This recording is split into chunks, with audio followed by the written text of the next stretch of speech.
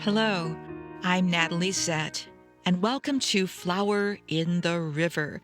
This podcast, inspired by my book of the same name, explores the 1915 Eastland disaster in Chicago and its enduring impact, particularly on my family's history.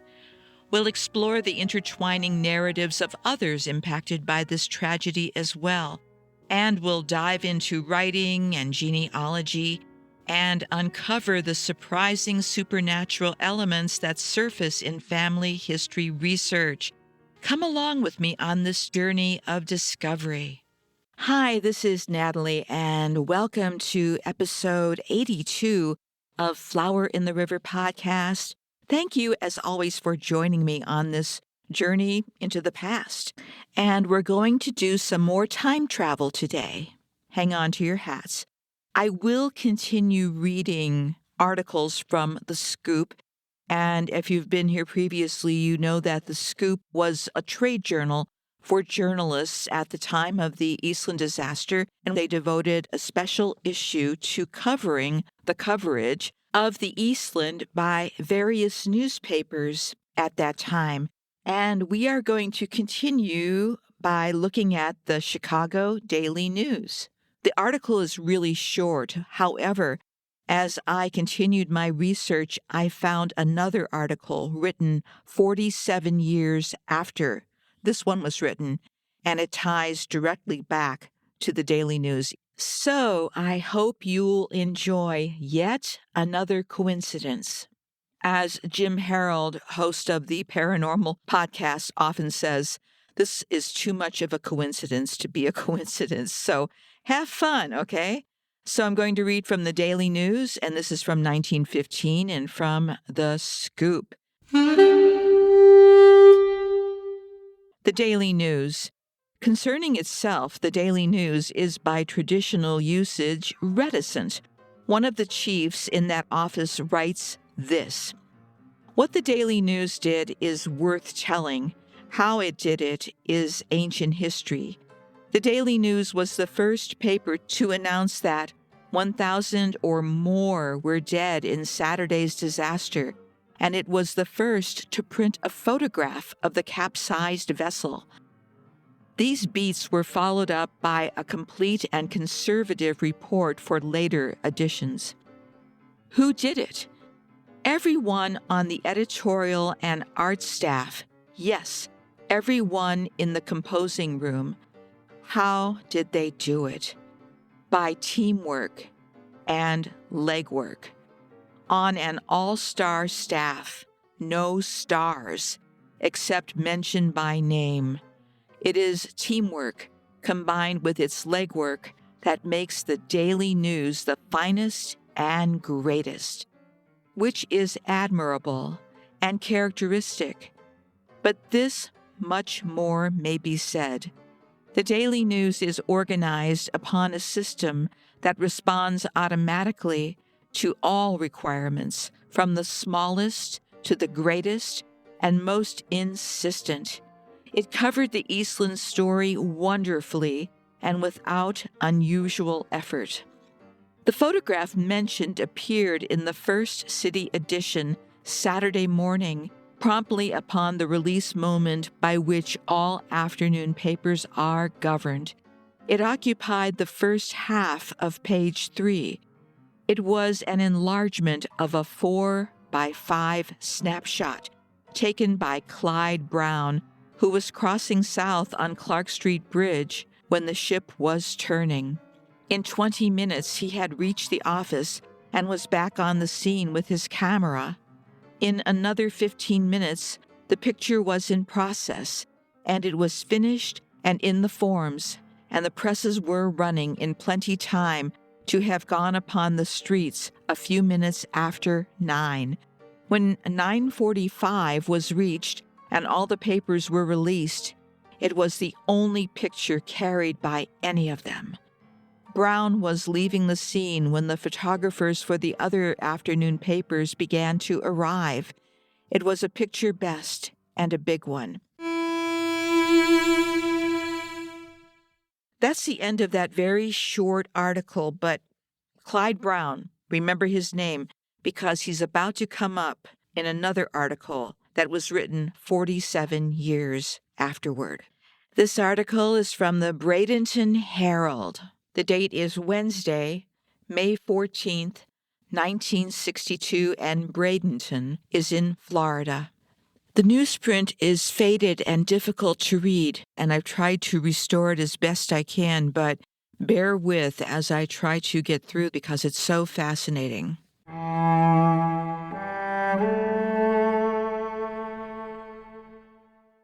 Headline: 812 died when boat capsized in Chicago River. 3 local men saw Eastland tragedy. Editor's note: on July 24, 1915, Chicago, Illinois, suffered its worst disaster when 812 people died in 17 minutes after the top-heavy Eastland excursion boat capsized in the Chicago River. 3 men now living in Bradenton, John Swanson, John Bacon, and Harry Bournes, were there that day and witnessed the tragedy. The following account is based on their eyewitness stories and background research. The article was written by Kent Shetling, Herald staff writer.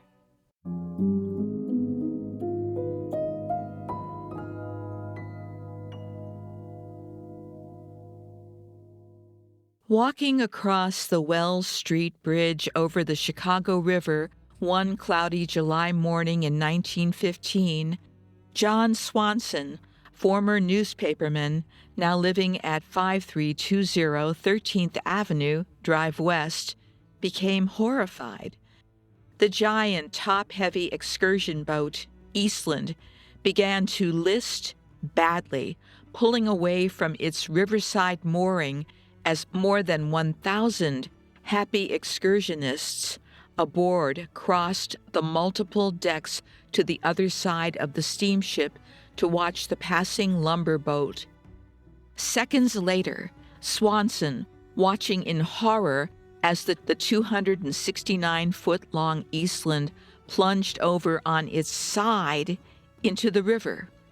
Frightful screams of panic and terror rented the air while fear-struck witnesses stood agog on the dock, on the bridges and streets above, watching helplessly.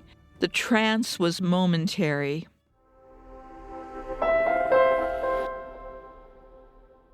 Splashed over.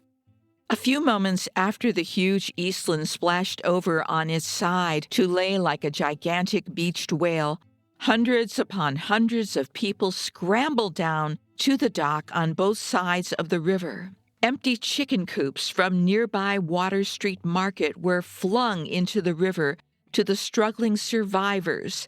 From both sides of the river, people hurled ladders, ropes, and anything that would float. Men of the Anchor Line's warehouses threw merchandise from the ship's Schuylkill.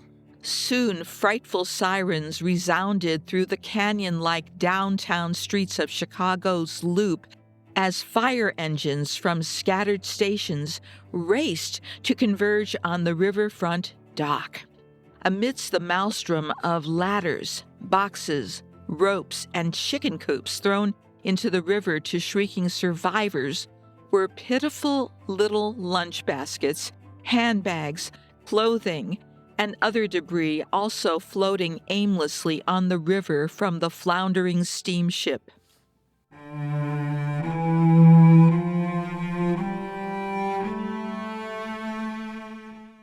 Bobbing heads. The river became dotted with the bobbing heads of survivors, shouting and waving their arms, while scores more frantically thrashed in the water in frenzied efforts to reach safety or their loved ones in the water. Streetcars and traffic came to a stop as surrounding streets and river bridges were literally choked by thousands of people pressing toward the tragic scene. An ad layout man for the Chicago Daily News at the time, Swanson was mindful of the importance of a news beat, so he ran from the bridge and the confused catastrophe scene to his newspaper office, 4 blocks south on Madison Avenue. Bursting breathlessly into the city newsroom minutes later, Swanson shouted the startling news that the Eastland just keeled over in the river. The cynical newsmen looked up with wonder, some disbelief, and a few with a smile, as though this was another crank announcement. A joke? Everybody thought I was joking, and a few even laughed, Swanson recalls. Then one of the telephones rang, and someone was calling in to report the Eastland had turned over in the river. The city editor, I can't remember his name now, jumped into action.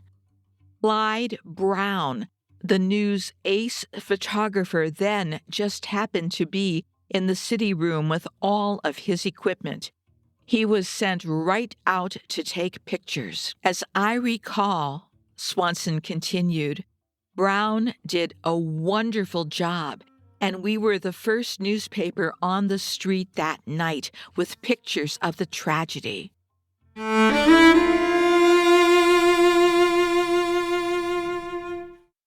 Another Bradenton resident was there that July 24th, 1915, and saw the Eastland disaster. He is John Bacon, now a part-time linotype operator for the Herald, who lives at 911 43rd Street West. On streetcar. Yes, I remember when the Eastland went down very well. I was on a streetcar going to work that morning. When the streetcar got on the Clark Street Bridge, the fellow sitting next to me nudged me and said, "Look at the Eastland. It's leaning way over." Sure enough, the Eastland was listing pretty bad. In fact, I remember remarking at the time, I didn't see how it could keep from falling over, Bacon recalled.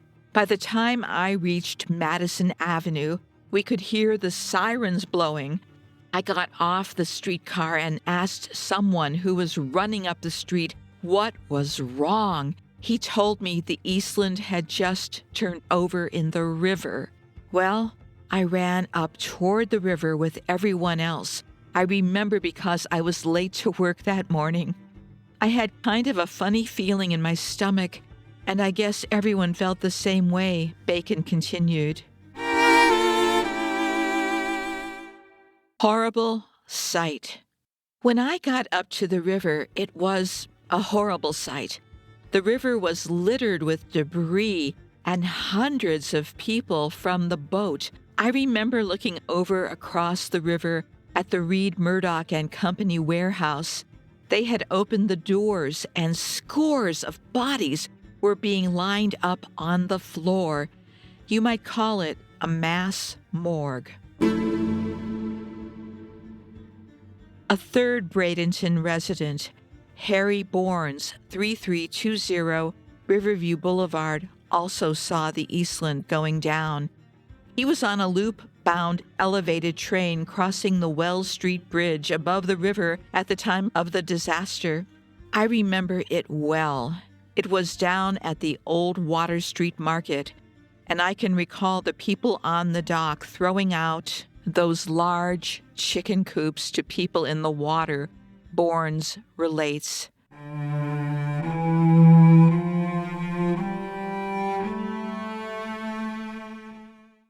Rare welder. One of my good friends by the name of Steve Barry with the Chicago Police Department was one of the few welders at that time because it was a new thing in those days. He was called out to cut a hole in the side of the steel hull ship above the water to rescue the hundreds of people trapped in the side compartments. Then, One of those unbelievable tragedies occurred during the frenzied rescue efforts as Barry began to cut a hole in the hull with an acetylene torch. The Eastland's Captain Peterson burst forth and literally tried to throw Barry off the ship, despite the shrieking and pounding of survivors underneath the sinking hull, Swanson recalls.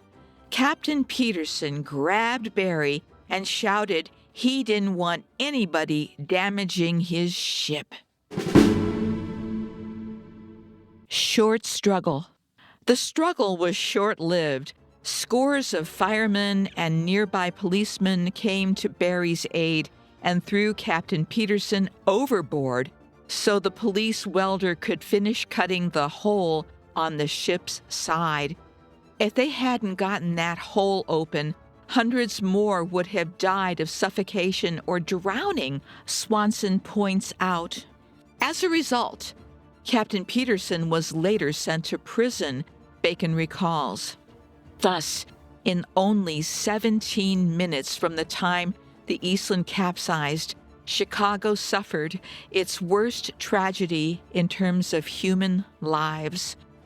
When the count of the dead was made officially, it was found that 812 people had perished. This was 500 more than died in the Great Chicago Fire of 1871, and shockingly less time and space.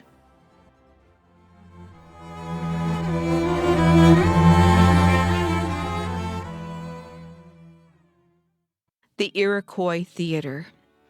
The Eastland tragedy eclipsed the terrible Iroquois Theater fire of December 30th, 1902, in which 602 persons died in that horrible conflagration. One of the most remarkable things about the Eastland catastrophe was the fact that every one of those 812 bodies were identified, with the lone exception of a young girl, Bacon remembers. They found every person after dragging the river for 2 days afterward. Everybody was identified except this young girl. So you know what they did? The city of Chicago gave this unknown little girl a mass funeral. It was the only way the city had of demonstrating its sorrow. What caused the Eastland to capsize and who was to blame?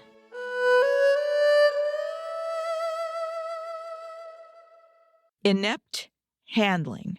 Following the post-disaster investigation and inquest, the major share of the blame was laid to the inept handling by inexperienced hands manipulating the water ballast tanks. As the Eastland's third engineer frankly testified at the inquest, I knew little of the mechanism of the boat. However, there was a more inherent cause, according to Swanson. The ship itself was improperly designed, being too top-heavy. I recall that on its maiden voyage from Michigan City, Indiana, where it was built, they ran into rough water on Lake Michigan, and the Eastland almost capsized then.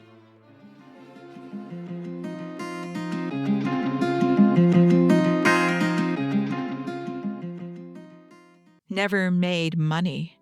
Following the disaster, the Eastland became property of the government.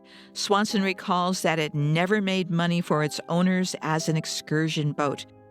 The government patched the Eastland's hull and raised it.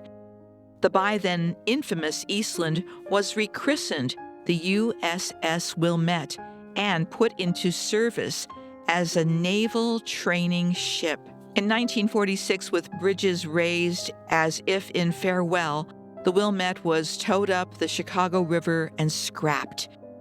The ship outlived its predicted span by 3 years.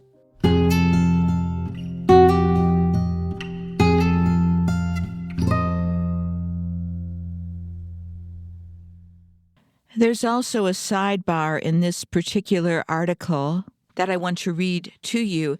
It's about John Swanson and his career as a newspaper reporter. Headline: Swanson worked in Chicago with famed newsmen. John Swanson worked on the Chicago Daily News from 1910 to 1931, spanning what has been described as Chicago's golden era of newspaper journalists. Such noted writers as Carl Sandburg and Ben Hecht worked on the news at this time, and Swanson knew them well. In addition, Sherwood Anderson and the late Charles MacArthur, husband of Helen Hayes, were Chicago newspaper writers Swanson came in contact with at that time. Swanson says that Sandburg began his research and writing on Abraham Lincoln 20 years before his famous series on the Prairie Years and War Years was published. Hecht left Chicago to become a successful movie scenario writer and author. And I also need to mention that my Aunt Pearl Cerny also worked for the Chicago Daily News, and she came a little bit after John Swanson was working there. I hope you enjoyed listening to these accounts, both the ones that were written in The Scoop about the Daily News in 1915 and the Bradenton Journal interview.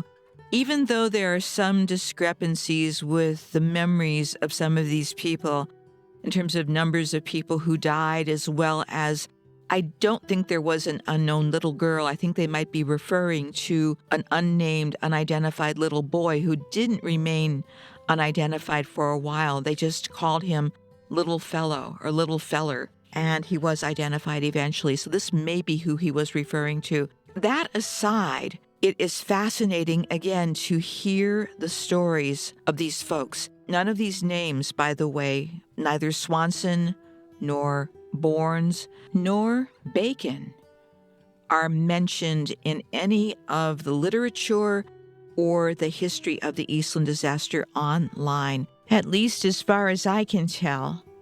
This may be the first mention of these three men in many, many years. And that's not a criticism, it's just that there's so much and it's all over the place. And the resource I always look to is George Hilton's book because, number one, he was an academic. Number two, it's thoroughly researched, thoroughly annotated, thoroughly source-cited, but even George couldn't get everything because the Eastland disaster and its tentacles, it's pretty expansive. If anybody could have gotten all that history, it would have been George. But George was alive during the time where the internet was just becoming a thing. Had he had access to what we have access to now, he'd be all over this. That I know. No other book has come close to doing what he has done. And my work on this podcast, I cannot consider most of it as exhaustive research because I work so quickly from week to week, because I'm trying to fill in all these stories with all of these people. And it's a delight to do that. However, these are just sketches. And after I'm done with a particular podcast episode, and as time goes by, and as I find more information out about these people or about a certain situation, I update my website. That's as much as I can do. At least there's a record of what's happened with this history. So, how's that for time travel and another group of people who were part of the Eastland disaster? And next week, I have another untold story for you. Well, actually, a series of untold stories. And I don't think they've seen the light of day since they were first published. So it'll be fun to share this information with you and see what you think about all of this.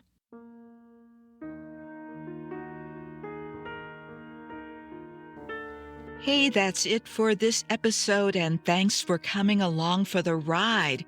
Please subscribe or follow so you can keep up with all the episodes. And for more information, please go to my website.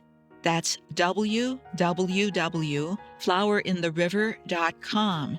I hope you'll consider buying my book, available as audiobook, ebook, paperback, and hardcover, because I still owe people money. And that's my running joke. But the one thing I'm serious about is that this podcast and my book are dedicated to the memory of all who experienced the Eastland disaster of 1915. Goodbye for now.